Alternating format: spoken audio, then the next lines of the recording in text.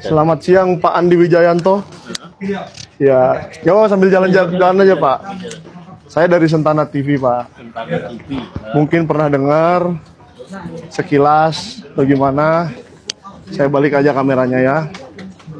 Jadi kemarin itu ada kawan saya Bang Betor Suryadi menyampaikan sesuatu bahwa ada yang dilakukan di Pasar Pramuka Pak. Dilakukan di Pasar Pramuka yaitu pembuatan sebuah ijazah. Mengejutkan, inilah klarifikasi Paiman Raharjo yang dituduh terlibat pembuatan ijazah Jokowi di Pasar Pramuka. Saya Profesor Dr. Haji Paiman Raharjo, MMMSI, ingin mengklarifikasi berita yang beredar bahwa Paiman Raharjo, Wamendes, terlibat di dalam pembuatan ijazah palsu Pak Jokowi. Perlu saya sampaikan bahwa sesuai penjelasan dari UGM, Fakultas Kehutanan, bahwa Pak Jokowi sah, yaitu lulusan dari UGM.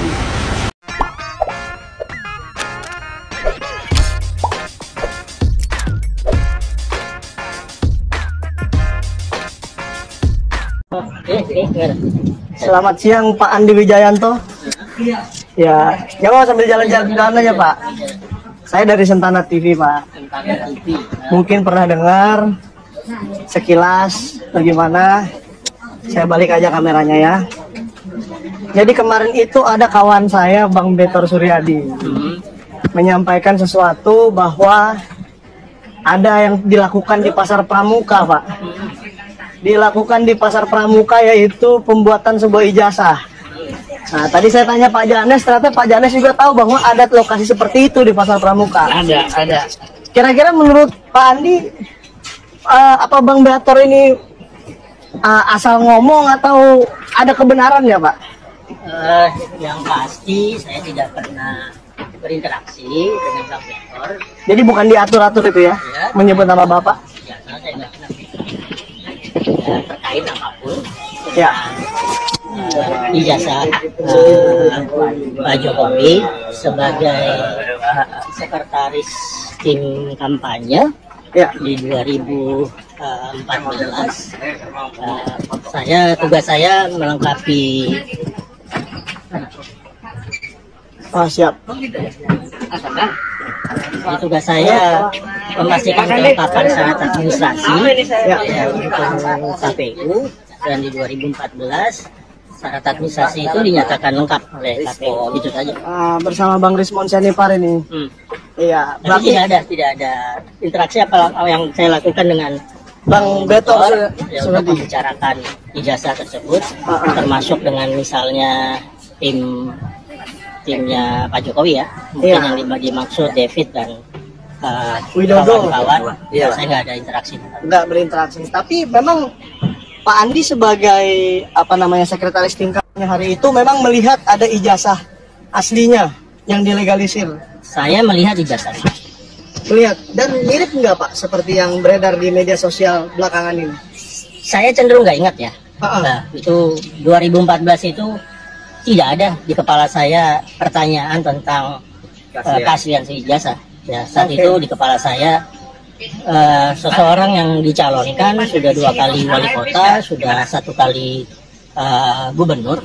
Jadi tidak ada di pertanyaan di kepala saya untuk mengecek keaslian ijazah itu. Dan saat itu KPU hanya menanyakan apakah gelar akademik akan ditulis di surat suara. Jika gelar akademik akan ditulis di surat suara, maka legalisir ijazah S1 harus ada. Itu saja pertanyaan. Dan betul nggak Pak, katanya KPU itu memverifikasi sampai datang ke UGM, sampai datang ke, nggak mungkin ya Pak ya? Itu tugas KPU. Itu sebenarnya tugas KPU untuk memastikan bahwa dokumen-dokumen kelengkapan syarat administrasi itu dinyatakan lengkap. Itu tugas KPU. Tugas kami menyerahkan dokumen-dokumen tersebut. Jadi Bapak nggak tahu KPU melakukan atau enggak ya? Tapi itu tugasnya memang. Saya asumsikan dilakukan ya, karena kemudian seharusnya dokumennya dinyatakan sah dan lengkap oleh KPU. Oke Pak. Jadi apa ada pesan-pesan untuk masyarakat nih Pak? Kira-kira masalah ini apakah perlu digali lebih dalam lagi atau gimana? Menurut pribadi Bapak? Ya, untuk saya sih secara formal proses administrasi untuk pemilu 2014 dan 2019, Ya. masalah ini dinyatakan sah dan lengkap oleh institusi yang berwenang, Yaitu saat KPU. itu, yaitu KPU untuk proses pemilihan umum. Ya. Oke, tapi kalau masyarakat masih bertanya ya Ya, kalau ada cara lain yang ingin diambil oleh masyarakat tentang itu ya silakan saja. Tapi silakan saja. fungsi saya terutama di pemilu 2014, di Pilpres 2014 ya tuntas ketika dokumennya diberikan ke KPU dan kemudian KPU menyatakan calon kami Jokowi dan JK itu sudah menyerahkan secara lengkap semua dokumen administrasi. Apa yang diserahkan ke Bapak itu berarti Bapak tidak tahu asalnya dari mana ya? Contohnya nih, saya mau mencalonkan diri, saya memberikan dokumen-dokumen saya ke Bapak, berarti Bapak kan mengasumsikan sebagai tim kampanye, sekretaris kampanye, mengasumsikan bahwa yang saya kasih itu benar dong? Oh iya, pasti. Ya, pasti, karena ya saya punya perangkat ya, punya perangkat ke sekretariatan. Ya, mereka sudah melakukan pengecekan berjenjang dan pengecekan itu kemudian dilanjutkan oleh KPU sehingga tidak ada sama sekali ada kecurigaan apapun dari kami bahwa calon kami memiliki masalah dengan dokumen. Nggak ada kecurigaan itu, tidak ada sama sekali. Ya. Tapi ya kita, kalau seandainya kecurigaannya itu ada, tentunya kami harus laporkan. Terkait dengan statement Pak Andi, statement Pak Betor itu bagaimana Pak? Saya nggak tahu. Saya tidak pernah berinteraksi dengan Bang Betor terkait dengan ijazah tersebut. Saya juga tidak pernah ditanya misalnya oleh... dia nggak konfirmasi untuk menyebut nama Bapak ya? Nggak ada. Terus katanya sempat ada kaget gitu kok fotonya seragam gitu, benar itu Pak? Nah, itu yang saya bilang, saya nggak ingat. Oh, nggak ingat ya? Ya, untuk saya itu proses administrasi normal saja di 2014. Sehingga saya betul-betul tidak bisa mengingat dengan pasti ya. Ya, apa ada keanehan-keanehan dalam dokumen-dokumen yang diserahkan saat itu, baik dokumennya Pak Jokowi maupun dokumennya Pak JK. Terus terkait dengan itu Pak Andi, ada tim katanya yang menyiapkan dokumen untuk cagup atau capres itu? Menurut Pak Betor, ada tim, salah satunya Pak Widodo, terus Pak David dan lainnya itu nggak tahu juga. Tim internalnya Pak Jokowi, tapi kenal wali kota sudah kenal. Kenal Pak Widodo sama Pak David itu kenal. Kenal. Ya, tapi kita tidak bisa menyalahkan partainya ya, karena yang dilakukan oleh partai ini sudah on the track, sudah sesuai ya Pak. Terima kasih banyak Pak ya, Pak Andi Wijayanto, sekretaris tim kampanye. Nanti kapan-kapan kita podcast lagi Pak. Jadi jangan ada di Jakarta. Jangan ada sisi masyarakat yang harus PDIP semua jadi Pak ya. Yo, terima kasih Pak Andi. Sebentar lagi enggak?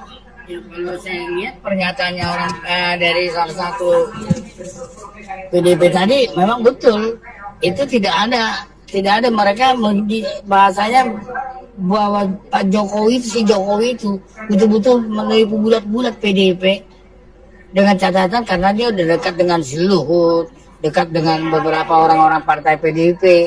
Jadi akhirnya ya itulah seperti itu, tanpa tidak diverifikasi lagi, dipercayakan kepada KPU seakan-akan sudah benar semua gitu loh. Jadi saya bilang juga, kalau Pak Prabowo pun belum tentu tahu itu. Kalau tahu itu Pak Prabowo itu palsu, itu udah pasti lawan, itu bukti dia untuk melawan Jokowi pada tahun 2019. Jadi nggak ada yang tahu, malah Pak Prabowo juga ini betul-betul Bapak juga dikibuli langsung ini. Betul, Pak Prabowo dikibuli. Harus berani mengambil tindakan Pak. Oke, mungkin berteman Bapak dalam hal itu, tetapi dalam hal yang ijazah palsu ini udah jelas-jelas ditelan bulat-bulat Pak. Oke, jadi gitu guys. Jadi kan Pak Prabowo itu menjadi lawannya Pak Jokowi di 2014 dan di 2019. Tentunya kalau masalah ijazah ini dibongkar pada tahun-tahun itu ya, kalau yang menjadi senjata politik untuk Pak Prabowo seharusnya gitu loh. Nah, pertanyaan saya, apakah hari itu ada yang mengetahui ijazah ini palsu? Ternyata PDIP tidak tahu. Ternyata Pak Andi Wijayanto, sekretaris tim pemenangan, tidak tahu. Jadi yang tahu siapa? Ya tanya aja sendiri sama yang punya. yaitu Bapak Joko Widodo di Solo. Dugaan saya, ikut dugaan saya, ini dugaan ini ya. Pak Kapolri itu Sigit itu udah pasti tahu, karena waktu di wali kota pun di Solo, dia udah tahu itu semua. Waktu mencalonkan diri wali kota pakai Dr. Andes, itu udah pasti itu. Ya, jadi ini supaya yang belum pada, mungkin masih anak-anak muda pada belum ingat hari itu ya. Hari itu waktu Pak Jokowi wali kota di Solo, Kapolresnya itu Pak Listio Sigit Prabowo yang sekarang kebetulan Kapolri. Kebetulan atau tidak kebetulan kita nggak tahu ya, kita nggak bisa berasumsi. Tapi yang jelas waktu itu kebetulan dia. Nah, kita tidak tahu apakah Pak Listio Sigit Prabowo juga pernah melihat dokumen itu. Jadi saya rasa sih kalau ada yang pernah melihat dokumen itu, seperti misalnya Pak Andi Wijayanto tadi, saya sangat apresiasi tuh Pak Andi Wijayanto mau memberikan keterangan, mau diwawancarai singkat oleh kami bahwa dia pernah melihat dokumen itu. Nah ini saya mau nanya Bang Rismon Syarifar lagi nih, ada nih. Kenalan dulu sama ini, katanya mau wawancara. Oh siap. Batu bara, Pak. Oh batu bara, siap. Yang penting bukan Panjaitan. Karena yang Panjaitan sudah ngatain Bang Rismon sakit jiwa kemarin yang Panjaitan itu. Tadi apanya ya? Yang kita tanyakan Pak Andi, real berarti ya. Artinya begini, bahwa tim dari Pak Jokowi pencalonan gubernur atau capres itu Pak Widodo, Pak David dan Pak Anggit. Nah, Pak David itu kata tim, ada tadi sebuah tim apa? Ternyata Bupati Boyolali adalah adik dari Pak David. Oh ya, jadi yang kami datangi Wonosegoro yang kami datangi itu termasuk dari Boyolali, Kabupaten Boyolali, yang bupatinya adalah saudara kandung, saya lupa adik atau kakak dari David yang kita sebut-sebut dari tadi, David Widodo dan Anggit. Nah, David itu tim yang menyiapkan dokumen ya. Yang menyiapkan dokumen Pak Jokowi untuk diserahkan ke Pak Andi Wijayanto. Jadi orangnya real ketiga itu ya, David, Anggit dan Widodo. Nah, mudah-mudahan kita bisa ketemu salah satu atau ketiganya. Nah, gitu. Ya, atau mungkin Pak Bupati Boyolali mau berstatement di media. Cuma sayang sekali tadi media yang Anda pilih. Pak Andi Wijayanto waktu kita tanya statement dari Pak Beator, kan dibilang Pak Andi Wijayanto sempat melihat dan merasa heran kok pas fotonya seragam kan gitu. Ya. Cuma tadi kita tanyakan sama Pak Andi Wijayanto, ternyata beliau tidak ingat gitu loh. Ya. Secara spesifik hal tersebut. Ya, jadi nggak ingat.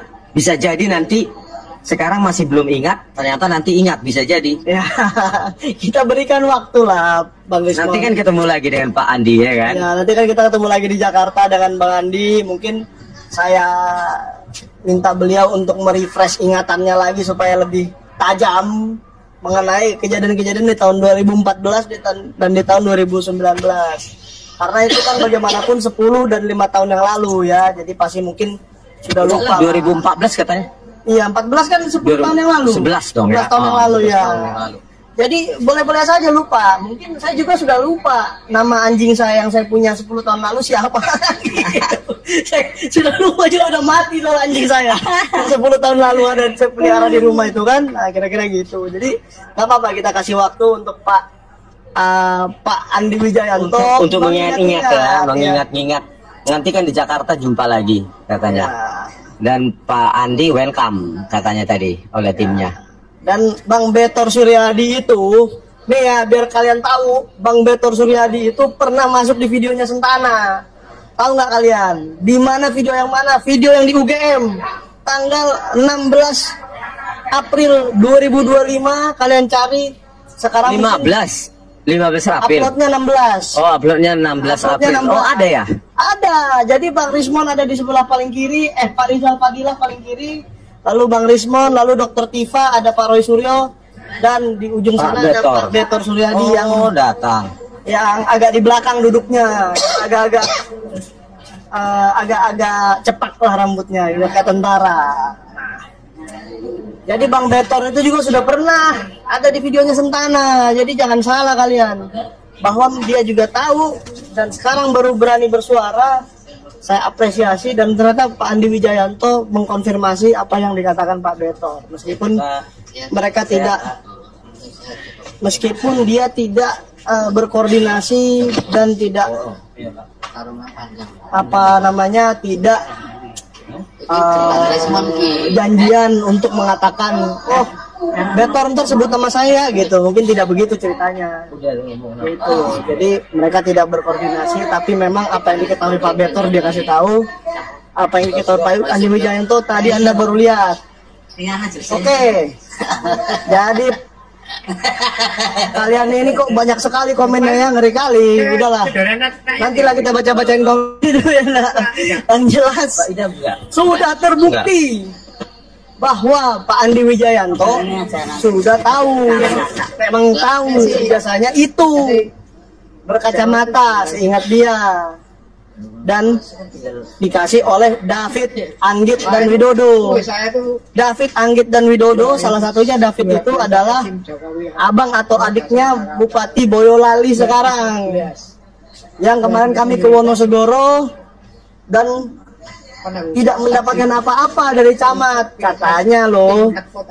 Katanya kantor camat itu baru dipindah ya Pak Janes. Katanya kantor camatnya dipindah dari depan ke belakang. Iya, memang dipindah karena udah punya duit, dipindah bagus banget itu kantor camat sekarang. Iya. Oleh bupati yang Terus menyerahkan. katanya semua dokumen hilang. Mengejutkan, inilah klarifikasi Paiman Raharjo yang dituduh terlibat pembuatan ijazah Jokowi di Pasar Pramuka. Saya Profesor Dr. Haji Paiman Raharjo, MMMSI, ingin mengklarifikasi berita yang beredar bahwa Paiman Raharjo, Wamendes, terlibat di dalam pembuatan ijazah palsu Pak Jokowi. Perlu saya sampaikan bahwa sesuai penjelasan dari UGM, Fakultas Kehutanan, bahwa Pak Jokowi sah, yaitu lulusan dari UGM. Terkait tuduhan ijazah palsu yang dibuat di Pramuka Pojok Matraman, itu saya pastikan itu tidak benar. Saya memang pernah, yaitu usaha percetakan dan fotokopi dalam rangka saya agar bisa tetap sekolah. Itu tahun 1997 sampai 2002. Setelah itu saya tidak lagi punya usaha di Pramuka Pojok Matraman, karena saya saat itu sudah menjadi Kaprodi Administrasi Negara di Fakultas Ilmu Sosial Ilmu Politik Universitas Profesor Dr. Mustowo Berkama. Bisa dicek tahun itu 2002-2003 itu saya sudah menjadi Kaprodi.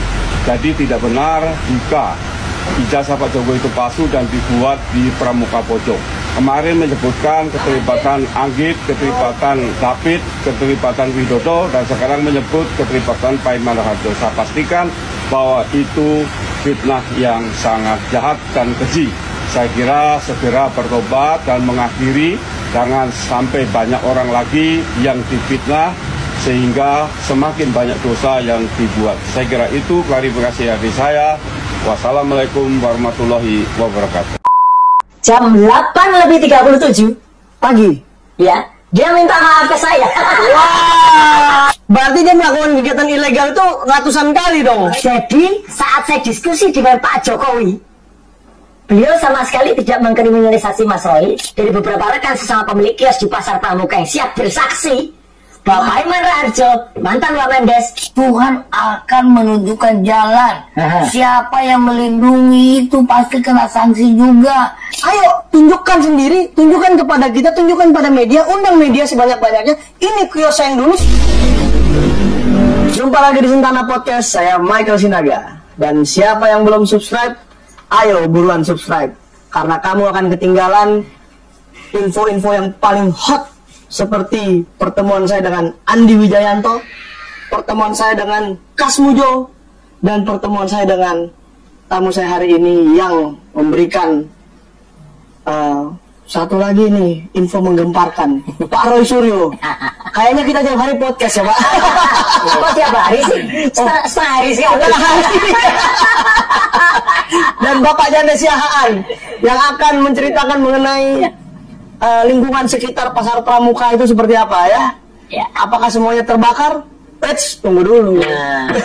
Belum tentu semuanya terbakar. Yang dibilang Pasar Pramuka Pojok. Bukan pasar burung ya, Pak? Itulah itu Bukan kata si anak jenderal itu ya? yang ngaku-ngaku. Ngaku anak jenderal, bukan ya? Bukan. Dan ngaco lah, hoax semua itu yang dikatakan. Hoax Bilang semua. pasar pramuka itu pasar burung lah. Bilang kemudian Pak Victor Surya itu sudah meninggal lah. Waduh, jangan dong. Kedunguan dia itu, ya, itu kemudian diumbar ke masyarakat itu kayak gitu. Ya, Jadi, jangan-jangan ya. Untung netizen tuh tidak semuanya dungu kayak dia. Ya, tapi yang mengejutkan Pak, tadi pagi di TikTok atau tadi siang, Ya. saya melihat ada pengakuan Prof Paiman. Ya, Ternyata dia mengaku ya. dia mengaku dan meskipun yang ada di TikTok itu agak bias. Ya. Kayak yang di TikTok itu kan pakai agak ngancam-ngancam juga masih. Ya. Kan? Jadi pakai buat Anda yang untuk mau minta maaf. Ya. Tapi ternyata jam 8:37 Pagi. ya, dia minta maaf ke saya. Wah, ini baru mengerikan. Jadi minta maaf ke saya. Yang terhormat Mas Roy Suryo yang saya cintai. Waduh, Cinta ya. jangan-jangan saya dikira LGBT nanti. jangan deh. Itu ya. Tering salam dan doa, semoga Mas selalu sehat dan selalu dalam limpahan keberkahan Allah Subhanahu wa taala. Nah, ini pertama kali dibaca baru di Sentana ya. Oke. Yang lain belum ada. Yang lain saya bocorin kalau saya dapat WA, tapi belum ada.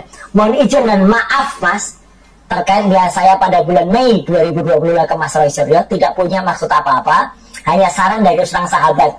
Sahabat ya. Tidak punya niat intimidasi atau hal apapun kecuali niatan baik dan saran saya dari seorang sahabat. Saya itu orang kecil dan rakyat biasa yang tidak memiliki kapasitas untuk mengintimidasi seorang orang lain. Bla bla bla bla. Ya, jadi artinya apa? Wakil Menteri mengaku orang biasa. Nah gitu. Untung loh. Ini terus terang untung. Untung saya pernah pada level ketika di Kementerian Pemuda dan Olahraga jelek-jelek ini saya pernah menteri. Oh iya, mantan menteri nih guys. Ya, dan Prof ini jelek-jelek juga begitu. Ya, Pernah wamen. deputi. Oh, deputi. Sebelum jadi wamen itu pernah deputi di Kemenpora. Oke. Jadi ketika posisi di Kemenpora meskipun tidak pada periode yang sama ya, Ya. Pak Prof ini, Prof Paiman ini pernah jadi deputi zaman Prof Zainuddin zaman menterinya Pak Zainuddin Amali. Oke. Setelah Pak Golkar. Rawi ya, kemudian Pak Zainuddin Amali kan, nah Ya. beliau kemudian jadi deputi. Coba, misalnya coba kalau saya belum pernah jadi menteri, mungkin WA-nya juga lain. Ya kan? Namanya juga profesor. Ya. Oke. Profesor itu kan pasti punya, nanti ada wayangnya. Oke. Profesor Nanti itu wayangnya.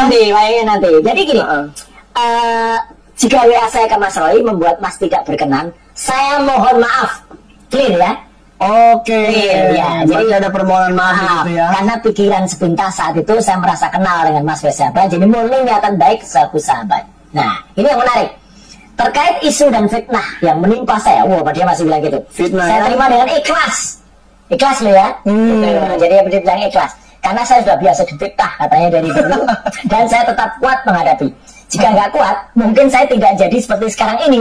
Gitu ya. Oke. Merantau ke Jakarta hanya modal lulusan SMP. Ini saya hormati. Ngaku. Wow. Ngaku kan? Karena soalnya ada yang nggak ngaku. Ya bagus lah. Lulusan SMP. SMP, kayak- Jangan jadi dokter Andes. kayak Bu Mega kan, SMA, oke, Ya. pernah di 4, oke, tapi karena ketika kemudian tidak selesai atau drop Ya. out, ya udah. Diakui saja. Ada yang drop out nggak ngaku juga tuh. Yang suka posting foto itu loh, yang muridnya Bang Rismon, yang dari Universitas Mataram. Siapa namanya? Aduh. Sandi. Oh, Sandi. Yang Sandi. Nah itu gak kalau drop out itu ya, gitu dan PSI ya, bagian ini drop out saya ya. membacakan beliau tulis ya, bukan maksud meninggikan atau merendahkan, hanya modal lulusan saya dan menjadi tukang sapu dan satpam. Kita hormati, kita apresiasi Prof. Dalam perjalanan hidup saya, nah ini yang menarik, agar saya bisa sekolah kuliah selain jadi tukang sapu, saya sejak tahun 97 sampai 2002 usaha membuka pengetikan dan fotokopi. Ya, gitu. Nanti kita tanya nih Pak Janes, benar nggak pengetikan dan Memang dia fotokopi bilang, saja dan di situ? bukan percetakan. Dan saya setelah resmi menjadi Kaprodi Divisi Mostopo tahun 2002, saya menekuni sebagai dosen TAP dan kios usaha saya di Pramuka Pojok. Jadi clear ya. Dia sendiri nulis. Iya, pramuka pojoknya nanti saya izin ini kan ya. Kalau itu biasanya pramuka pojok berarti ikut terbakar. Atau ikut dibakar atau terbakar nggak tahu lah ya. Iya kan? Jadi di Pramuka Pojok dan kemudian setelah menjadi divisi Mustopo, saya menekuni sebagai dosen TAP dan kios di sana itu kemudian saya jual semuanya, katanya dijual semua. Dijual. Kata beliau. Gitu. Berarti kalau dijual harus ada bukti akta jual beli. Jadi setelah tahun 2002 saya tidak tahu lagi. Bla bla bla bla bla. Kemudian dia tutup dengan untuk sahabat, semoga Mas Roy bersama keluarga selalu sehat dan dalam lindungan. Wassalam, Prof. Paiman Raharjo. Oke. Tapi yang menarik, Mas, Apa tuh, Pak? ini baru ini yang menarik. Kita dapat cerita juga, dan ini bukan hanya cerita, karena sudah dipublish oleh pengamat intelijen Pak Sri Raharjo Chandra. Oke, yang kemarin juga. Ya, mengapa Paiman? Dia nulis di barisan nih. Ini barisan. Mengapa Paiman Raharjo klaim batas waktu kepemilikan kios percetakan? Nah, karena dia kan nulis kan 2 sampai 97 sampai 2002. Ya. Padahal gitu, nulis hasil temuan di lapangan didapat informasi. Ini menurut pakar intelijen ya, intelijen beneran ini, bukan Intel Melayu. Dari beberapa rekan sesama pemilik kios di Pasar Pramuka yang siap bersaksi bahwa Paiman Raharjo, mantan Wamendes, memiliki kios ketik dan cetak skripsi sejak tahun 90-an sampai dengan tahun 2017. Ya. Wah, Pas gitu. dan Bang Bitor mengklaim bahwa ijazah itu diketahui Andi Wijayanto dibuat oleh Anggit Widodo dan yang cetak Widodo itu tahun 2012. karena bertepatan dengan Gubernur DKI, Gubernur DKI. Saya hanya membacakan ya, karena ini sudah di pemberitaan ya. Kios milik Paiman pertama berada di areal depan Pasar Pramuka, kemudian pindah ke areal belakang Pasar Pramuka. Ketika ditanya kepada rekan-rekan Paiman, kenapa kiosnya harus pindah ke belakang dengan nada berkelakar, rekan-rekan Paiman itu, apa yang kami lakukan di sini banyak ilegalnya. Jadi kalau kios berada di belakang, semata-mata demi pertimbangan keamanan, ya. Ini ya, jadi ini eksklusif nih di Sentana Podcast. Saya juga membayangkan, Pak. Kalau kelihatan di depan ya mungkin orang curiga ya. Kenapa? Kalau di belakang siapa yang mau melihat sampai ke belakang? Jadi beliau itu menuliskan ya gitu. Pernyataan Paiman Raharjo di kanal YouTube Suara Anda nampaknya menjadi blunder yang dibuatnya sendiri. Jika dianalogikan pertandingan sepak bola, Paiman Raharjo sebagai center back Persis Solo melakukan bunuh diri karena memasukkan bola ke gawang sendiri. Waduh. Jadi gimana Pak Janes? Menurut Pak Janes, apakah Pasar Pramuka Pojok itu bukan pasar burung dan bukan pasar jaya ya? Bukan. Pasar Pramuka Pojok. Pasar Pramuka udah saya bilang ini posisi biar bisa tahu ya. Ini ahli Pasar Pramuka. Ini posisi Pasar Pramuka kios. Ini adalah Jalan Pramuka. Oke. Ini Jalan Salemba. Ya. Di perapatan ini Jalan Matraman. Di sini ada Polsek Matraman. Di seberangnya itulah kiosnya Pak Paiman. Polsek. Seberang Polsek. Jadi jalan. Polsek nggak mungkin nggak tahu dong. Ya tahu orang tinggal. Polsek Matraman. Gimana Polsek? Polisi membuat satu tindakan kan dari laporan. Oh, jadi kalau ada di depan matanya di kantor polisi itu tiap-tiap kali dia jaga di situ ada kios begituan. Orang minta pakai pengecekan. Oh, pengecekan ya. Pengecekan terus yang sering saya lihat di situ adalah kadang-kadang pakai gas ini datang mengetik. Tapi mau mengasih ketal nggak kiri kanan. Ada segel tahun 68 lebih tua tahunnya, lebih mahal. Oh betul. Ada kertas segel, ada materai lama. Bukan itu lagi. Cuma makanya kesalahan daripada Pak Jokowi di situ bikin salin bikin urupnya itu, sintiknya itu salah.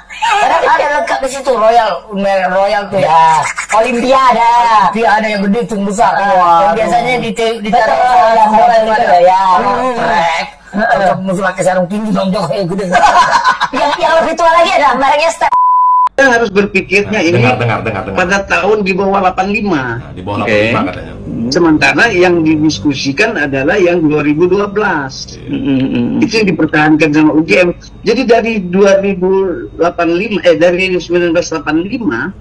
sampai 2000 Jokowi ngapain dengan ijazahnya? Itu dia sudah lulus. Dia sudah lulus, punya sarjana. Pada waktu dia masuk wali kota, kenapa dia cantumkan doktorandus? Nah itu yang bukan insinyur UGM. Insinyur. Betor. Ini orang bego baru lagi nih, perlu dibenturkan juga kepalanya nih si Betor nih, dibenturkan aja kepalanya nih ke dinding nih.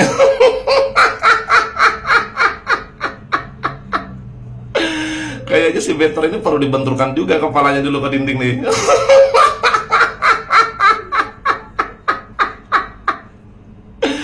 Dia bilang yang kita bicarakan itu katanya di bawah tahun 1985. Ngapain aja katanya Pak Jokowi lah.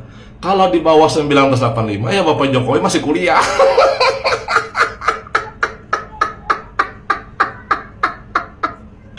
Sudah jelas kan, Bapak Jokowi kan lulusan tahun 5. Nah, kalau berbicara di bawah tahun 1985, otomatis Bapak Jokowi masih kuliah.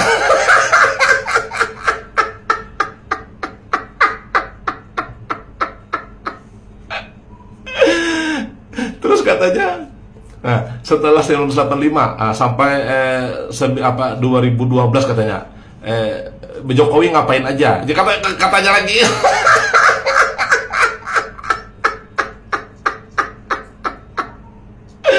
Ini Betor sebenarnya tinggalnya di mana sih? Kok Anda tahu sama sekali? Jangan-jangan lama dirawat di pasien siapa kata netizen, pasien Purnomo. Jadi baru keluar, jadi Anda tahu berita update.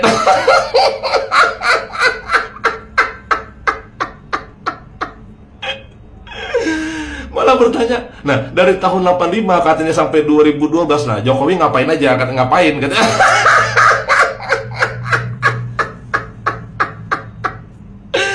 Jelas Bapak Jokowi bekerja di perusahaan apa gitu loh, perusahaan kayu kalau tidak salah ya. Bapak Jokowi itu sudah menggunakan ijazahnya, insinyurnya. Kemudian maju sebagai wali kota Solo, ya kan?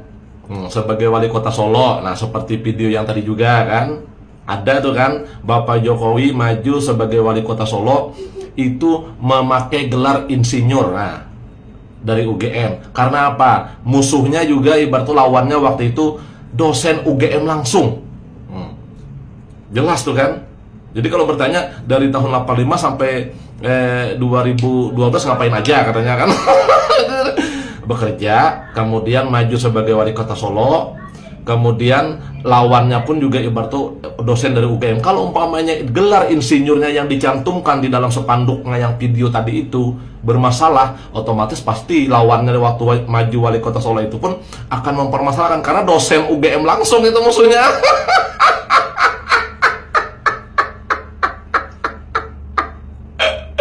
Nah, terus, kenapa katanya ibaratkan tuh waktu maju sebagai wali kota Solo jadi memakai gelar Dr. Andes? Siapa ada yang memakai gelar? Bapak Jokowi tidak pernah memakai gelar Dr. Andes saat maju wali kota Solo. Beliau tetap memakai gelar insinyur Joko Widodo. Tidak ada. Nah, kalau toh setelah beliau menjabat jadi wali kota, ada media cetak atau media ibaratkan tuh apa ya jenis media cetak, terus menulis Bapak Jokowi umpamanya Dr. Andes, itu bukan Bapak Jokowi, tapi kesalahan dari media cetak yang mengetiknya. Kenapa mengetik ke Dr. Andes? Sementara Bapak Jokowi waktu maju di wali kota Solo sesuai dengan video yang tadi, yang setelah sebelumnya tadi, itu gelarnya IR. Nah, IR juga itu loh. Nah, sampai maju pilgub pun IR. Nggak ada Dr. Andes.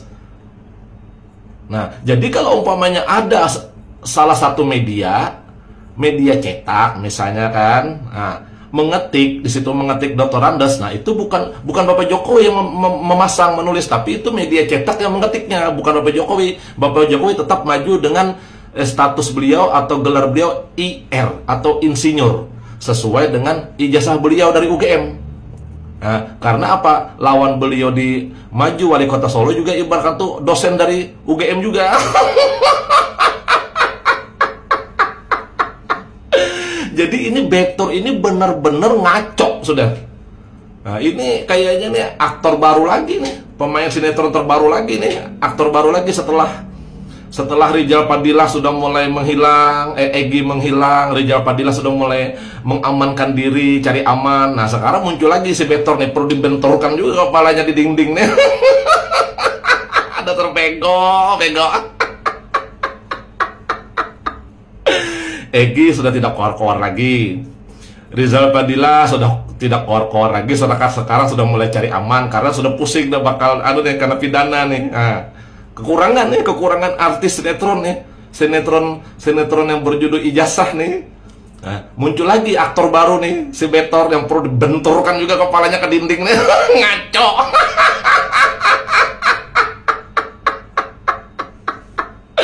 Dasar bego. Yang aku heran itu dia bertanya. Yang kita pertanyakan itu sebelum tahun 85 Jokowi ngapain? Ya jelas masih kuliah. Terus katanya, nah setelah lulus dari tahun 85 sampai 2012 Jokowi ngapain aja? Kan? Nah, jelas kan Bapak Jokowi bekerja, ada itu jelas di perusahaan perusahaan kayu itu, nggak salah tekstil apa gimana? Saya tahu juga. Lupa saya nama perusahaannya. Kemudian maju sebagai wali kota Solo, gelar insinyur. Nah, maju yang kedua sebagai wali kota Solo, gelar insinyur lagi. Nah, jelas kan? Maju lagi di Pilgub Jakarta bersama Ahok, gelar insinyur lagi. Nggak ada Dr. Andes.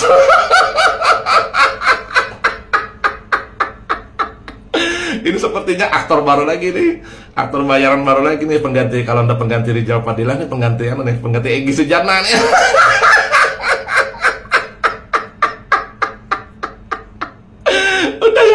Aku geli sakit perut mau melihat orang-orang bego nih pada bermunculan lagi nih.